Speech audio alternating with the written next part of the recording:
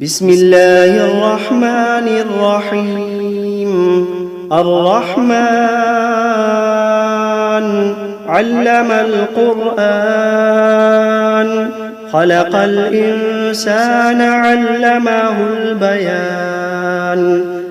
الشمس والقمر بحسبان، والنجم والشجر يسجدان. والسماء رفعها ووضع الميزان، ألا تطغوا في الميزان. وأقيموا الوزن بالقسط ولا تخسروا الميزان. والأرض وضعها للأنام، فيها فاكهة والنخل ذات الأكمام، والحب ذو العصف والريحان. فبأي آلاء ربكما تكذبان؟ خلق الإنسان من صلصال كالفخار، وخلق الجان من مارج من نار. فبأي آلاء ربكما تكذبان؟ رب المشرقين ورب المغربين. فبأي آلاء ربكما تكذبان؟ مرج البحرين يلتقيان، بينهما برزخ لا يبغيان. فبأي آلاء ربكما تكذبان؟ يخرج منهما اللؤلؤ والمرجان. فبأي آلاء ربكما تكذبان؟ وله الجوار المنشآت في البحر كالأعلام. فبأي آلاء ربكما تكذبان؟ كل من عليها فان، ويبقى وجه ربك ذو الجلال والإكرام. فبأي آلاء ربكما تكذبان؟ يسأله من في السماوات والأرض كل يوم هو في شأن. فبأي آلاء ربكما تكذبان؟ سنفرغ لكم أيها الثقلان. فبأي آلاء ربكما تكذبان؟ يا معشر الجن والإنس إن استطعتم أن تنفذوا من أقطار السماوات والأرض فانفذوا، لا تنفذون إلا بسلطان. فبأي آلاء ربكما تكذبان؟ يرسل عليكما شواظ من نار ونحاس فلا تنتصران. فبأي آلاء ربكما تكذبان؟ فإذا انشقت السماء فكانت وردة كالدهان. فبأي آلاء ربكما تكذبان؟ فيومئذ لا يسأل عن ذنبه إنس ولا جان. فبأي آلاء ربكما تكذبان؟ يعرف المجرمون بسيماهم فيؤخذ بالنواصي والأقدام. فبأي آلاء ربكما تكذبان؟ هذه جهنم التي يكذب بها المجرمون يطوفون بينها وبين حميم آن فبأي آلاء ربكما تكذبان ولمن خاف مقام ربه جنتان فبأي آلاء ربكما تكذبان ذواتا أفنان فبأي آلاء ربكما تكذبان فيهما عينان تجريان فبأي آلاء ربكما تكذبان فيهما من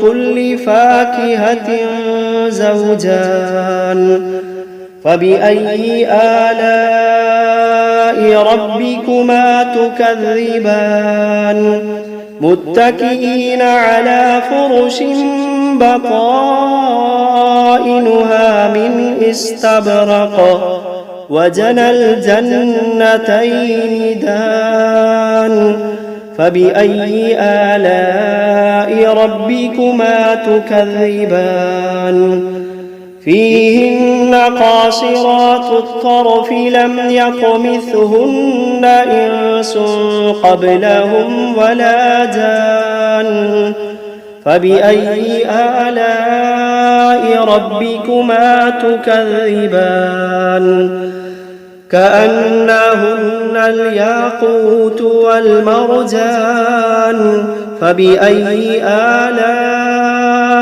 ربكما تكذبان هل جزاء الإحسان إلا الإحسان فبأي آلاء ربكما تكذبان ومن دونهما جنتان فبأي آلاء ربكما تكذبان مدهامتان فبأي آلاء ربكما تكذبان فيهما عينان نضاختان فبأي آلاء ربكما تكذبان فيهما فاكهة ونخل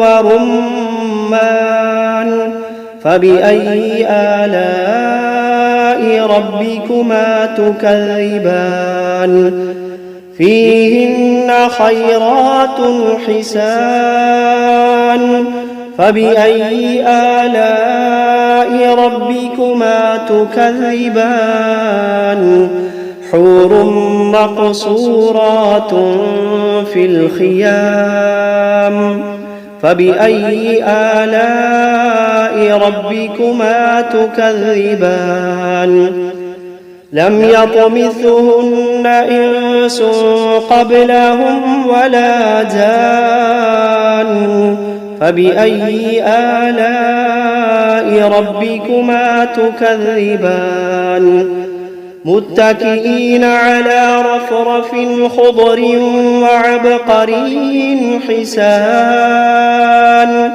فبأي آلاء ربكما تكذبان تبارك اسم ربك ذي الجلال والإكرام بسم الله الرحمن الرحيم تبارك الذي بيده الملك وهو على كل شيء قدير الذي خلق الموت والحياة ليبلوكم أيكم أحسن عملا وهو العزيز الغفور الذي خلق 7 سماوات طباقا ما ترى في خلق الرحمن من تفاوت فارجع البصر هل ترى من فطور ثم ارجع البصر كرتين ينقلب إليك البصر خاسئا وهو حسير ولقد زينا السماء الدنيا بمصابيح وجعلناها رجوما للشياطين وأعتدنا لهم عذاب السعير وللذين كفروا بربهم عذاب جهنم وبئس المصير إذا ألقوا فيها سمعوا لها شهيقا وهي تفور تكاد تميز من الغيظ كلما ألقي فيها فوج سألهم خزنتها ألم يأتكم نذير قالوا بلى قد جاءنا نذير فكذبنا وقلنا ما نزل الله من شيء إن أنتم إلا في ضلال كبير وقالوا لو كنا نسمع أو نعقل ما كنا في أصحاب السعير فاعترفوا بذنبهم فسحقا لأصحاب السعير إن الذين يخشون ربهم بالغيب لهم مغفرة وأجر كبير وأسروا قولكم أو اجهروا به إنه عليم بذات الصدور ألا يعلم من خلق وهو اللطيف الخبير ألا يعلم من خلق وهو اللطيف الخبير هو الذي جعل لكم الأرض ذلولا فامشوا في مناكبها وكلوا من رزقه وإليه النشور أأمنتم من في السماء أن يخسف بكم الأرض فإذا هي تمور أم أمنتم من في السماء أن يرسل عليكم حاصبا فستعلمون كيف نذير ولقد كذب الذين من قبلهم فكيف كان نكير أولم يروا إلى الطير فوقهم صافات ويقبضن ما يمسكوهن إلا الرحمن إنه بكل شيء بصير أمن هذا الذي هو جند لكم ينصركم من دون الرحمن إن الكافرون إلا في غرور أمن هذا الذي يرزقكم إن أمسك رزقه بل لجوا في عتب ونفور أفمن يمشي مكبا على وجهه أهدى أمن يمشي سويا على صراط مستقيم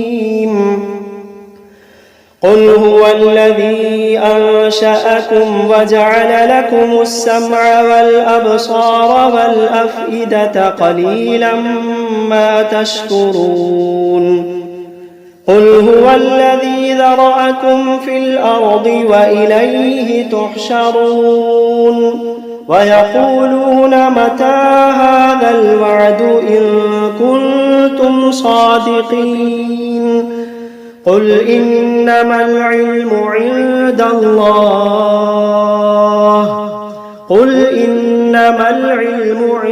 الله وإنما أنا نذير مبين فلما رأوه زلفة سيئت وجوه الذين كفروا وقيل هذا الذي كنتم به تدعون قل أرأيتم إن أهلكني الله ومن معي أو رحمنا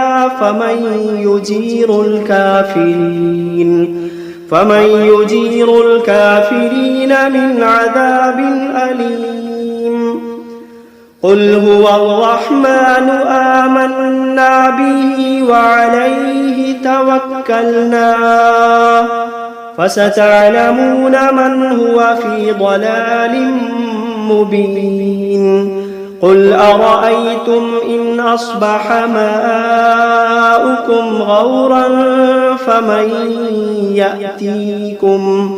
فمن يأتيكم بماء معين بسم الله الرحمن الرحيم قل أوحي إلي أنه استمع نفر من الجن فقالوا إنا سمعنا قرآنا عجبا يهدي إلى الرشد فآمنا به ولن نشرك بربنا أحدا وأنه تعالى جد ربنا ما اتخذ صاحبة ولا ولدا وأنه كان يقول سفيهنا على الله شططا وأنا ظننا أن لن تقول الإنس والجن على الله كذبا وأنه كان رجال من الإنس يعوذون برجال من الجن فزادوهم رهقا وأنهم ظنوا كما ظننتم أن لن يبعث الله أحدا وأنا لمسنا السماء فوجدناها ملئت حرسا شديدا وشهبا وأنا كنا نقعد منها مقاعد للسمع فمن يستمع الآن يجد له شهابا رصدا وأنا لا ندري أشر أريد بمن في الأرض أم أراد بهم ربهم رشدا وأنا منا الصالحون ومنا دون ذلك كنا طرائق قددا وأنا ظننا أن لن نعجز الله في الأرض ولن نعجزه هربا وأنا لما سمعنا الهدى آمنا به فمن يؤمن بربه فلا يخاف بخسا ولا رهقا وأنا منا المسلمون ومنا القاسطون فمن أسلم فأولئك تحروا رشدا وأما القاسطون فكانوا لجهنم حطبا وأن لو استقاموا على الطريقة لأسقيناهم ماء غدقا لنفتنهم فيه ومن يعرض عن ذكر ربه يسلكه عذابا صعدا وأن المساجد لله فلا تدعوا مع الله أحدا وأنه لما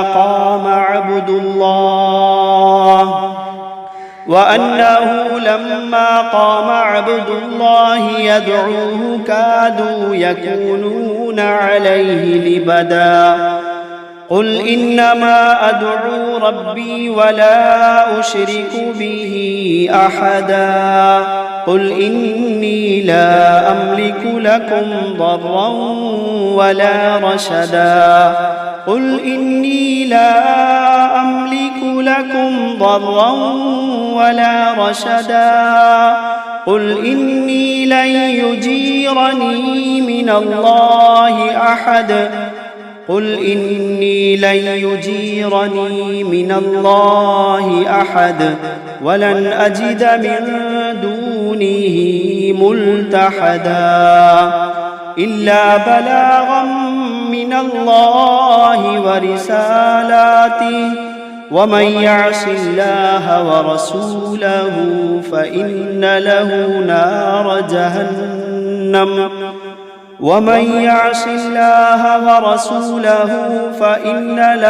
نار جهنم خالدين فيها أبدا. حتى إذا رأوا ما يوعدون فسيعلمون من أضعف ناصرا وأقل عددا. قل إن أدري أقريب ما توعدون أم يجعل له ربي أمدا. عالم الغيب فلا يظهر على غيبه أحدا إلا من ارتضى من رسول فإنه يسلك من بين يديه ومن خلفه رصدا ليعلم أن قد أبلغوا رسالات ربهم وأحاط بما لديهم وأحصى كل شيء عددا.